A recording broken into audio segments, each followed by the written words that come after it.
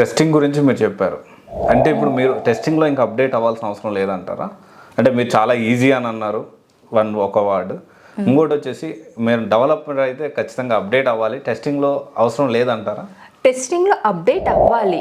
So ఎప్పుడు ఒకటే product సేమ్గా ఉండదు. మనకి ఇప్పుడు ఫోనే తీసుకున్నాం ఎగ్జాంపుల్. సో ఫోన్లో న్యూ ఫీచర్స్ యాడ్ చేస్తున్నాయి. సో ఆ ఫీచర్స్ ప్రకారం మనం ఆ ఫీచర్స్ని ఎలా యూజ్ చేయాలనేది అప్డేట్ అవుతుంటాం.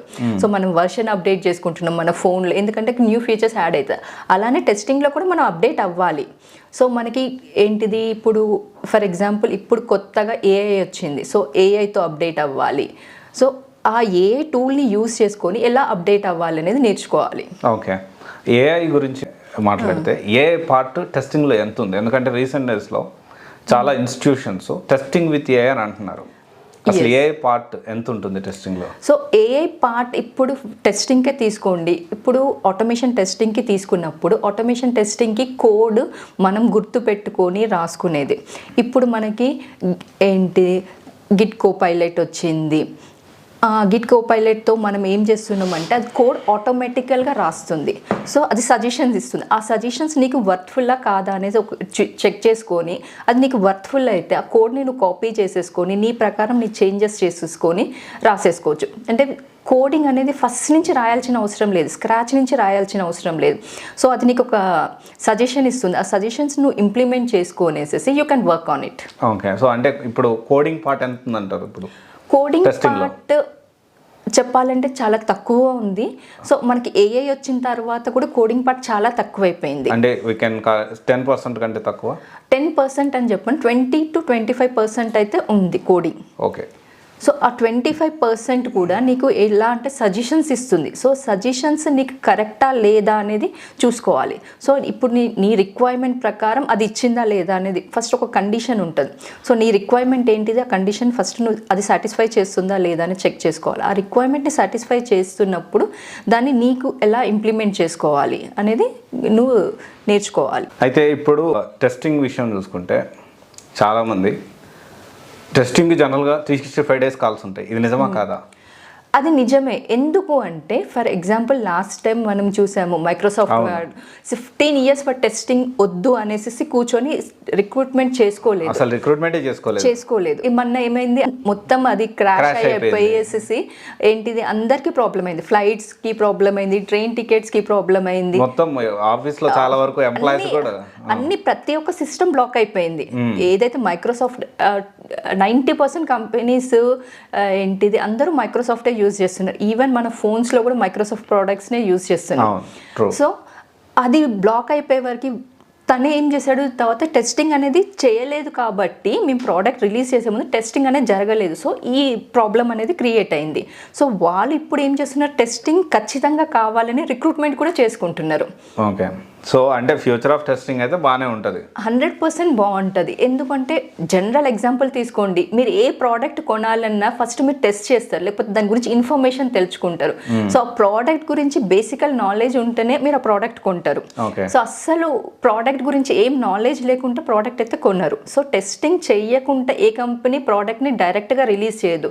ఒకవేళ అలా రిలీజ్ చేసిందనుకో మార్కెట్లో వాళ్ళ గుడ్ విల్ పోతుంది అనేసి వాళ్ళకి భయం అనేది ఉంటుంది. సో టెస్టింగ్ అనేది మస్ట్ అండ్ షుడ్. ఓకే, అయితే ఇక్కడ ఒక విషయం మ్యామ్, ఇప్పుడు టెస్టింగ్ బాగానే ఉంది, నేర్చుకోవచ్చు, 365 days కాల్స్ అంటున్నారు. సో నాకు తెలిసిన information, correct me if I'm wrong, huge competition కూడా ఉంటుంది కదా, చాలా ఎక్కువ మంది కూడా నేర్చుకుంటారు కదా? ఎస్, హ్యూజ్ కాంపిటీషన్ ఎందుకు ఉంటుంది అంటే చాలామంది, నేను అబ్జర్వ్ చేసిన ఐటీ ఫీల్డ్లో ఇంతవరకు టెస్టింగ్ టీంలో ఎక్కువ మంది గర్ల్సే ప్రిఫర్ చేస్తున్నారు. ఎందుకు అంటే first thing they can manage balance the family life as well as office life అనేసి. ఎందుకంటే ఇక్కడ హ్యూజ్ ప్రెషర్ అనేది తక్కువ ఉంటుంది ప్రెషర్, కానీ అంత ఎక్కువ ఉండదు. కంపేర్ టు ద డెవలప్మెంట్తో కంపేర్ చేస్తే కొంచెం ప్రెషర్ అనేది తక్కువ ఉంటుంది. కాంపిటీషన్ అయితే ఉంటుంది దేంట్లో అయినా. ఇప్పుడు ప్రతి ఒక్క ఫీల్డ్ కాంపిటీషన్ ఉంది. టెస్టింగ్ లో ఇంకొంచెం ఎక్కువ ఉంటుందని, ఎక్కువ మంది ఈజీ అని ఎక్కువ మంది ఈజీ అనేసి కొంచెం నేర్చుకుంటారు. ఎస్, కొంచెం ఎక్కువనే ఉంటుంది అనేసి నా ఒపీనియన్. ఓకే, అయితే ప్యాకేజెస్ ఎలా ఉంటాయి మ్యామ్ టెస్టింగ్లో? ఎందుకంటే ఇక్కడ 2 క్వశ్చన్స్ మ్యామ్. ఒకటి ప్యాకేజెస్, 2 టెస్టింగ్లో టూల్స్, ఆటోమేషన్ టూల్స్ ఇప్పుడు టాప్లో ఏమున్నాయి?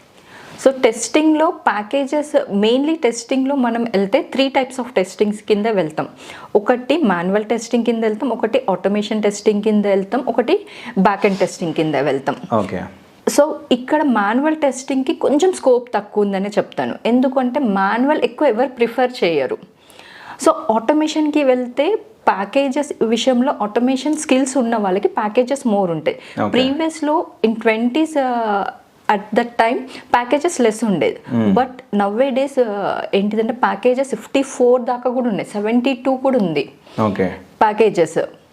లాస్ట్ టైం ఒక వీడియో రిలీజ్ చేశారు, ఏంటిది ఏదో company they have hired automation tester who having the AI skills వాళ్ళకి 70 ప్యాకేజెస్ ఇచ్చారు, 70 lakhs ప్యాకేజ్ ఇచ్చారు ఫ్రెషర్ కి. Okay. So testing with AI 70 lakhs package అలా కూడా ఉన్నాయి మార్కెట్. ఓకే. టీసీఎస్ కంపెనీ ఏదైనా testing with some advance technology ఏదైనా ఉంటే అది ప్లస్ పాయింట్ అవుతుంది. సో ఓన్లీ టెస్టింగ్కి చూసుకుంటే మనం ఇక్కడ అరౌండ్ 35 to 40 lakhs వరకు కూడా ఉంది. అంటే ఎక్స్పీరియన్స్ బేస్డ్ మీద. అంటే ఆల్రెడీ ఆ ఫేజ్ లో ఉన్నారు, అంటే 35+ లో ఉన్నారు. ఓకే. ఫ్రెషర్స్కి మ్యాక్సిమం స్టార్టింగ్ ప్యాకేజ్ 5 to 7 దాకా కూడా ఉన్నాయి కొన్ని కంపెనీస్. ఈవెన్ ఫిలిప్స్ వాళ్ళు 11 lakhs ప్యాకేజ్తో కూడా రిక్రూట్ చేసుకున్నారు. Testing with AI only automation testing. Java సెలీనియమా, పైథాన్ సెలీనియమా? Java Selenium. అంటే టాప్ లో ఏముంది? Python Selenium, Java Selenium, C sharp? Mostly Java Selenium అనేది టాప్ లో ఉంది. ఎందుకంటే జావా సెలీనియం ఎందుకు టాప్ లో ఉంది అంటే ఇవి రెండు ఫ్రీ టూల్స్, సో రెండు integrated with tools. So mainly ఎక్కువ ప్రిఫర్ జావా విత్ సెలీనియమే చేస్తున్నారు. కొన్ని కంపెనీస్ సి షార్ప్ కూడా యూస్ చేస్తున్నారు, పైథాన్ కూడా యూస్ చేస్తున్నారు. సో పైథాన్, సి షార్ప్ ఇవి Microsoft product, they have to take the license. So license లేకుండా చిన్న కంపెనీస్ ఏంటి ఎంఎన్సీస్ కూడా ప్రిఫర్ విత్ జావానే అనమాట.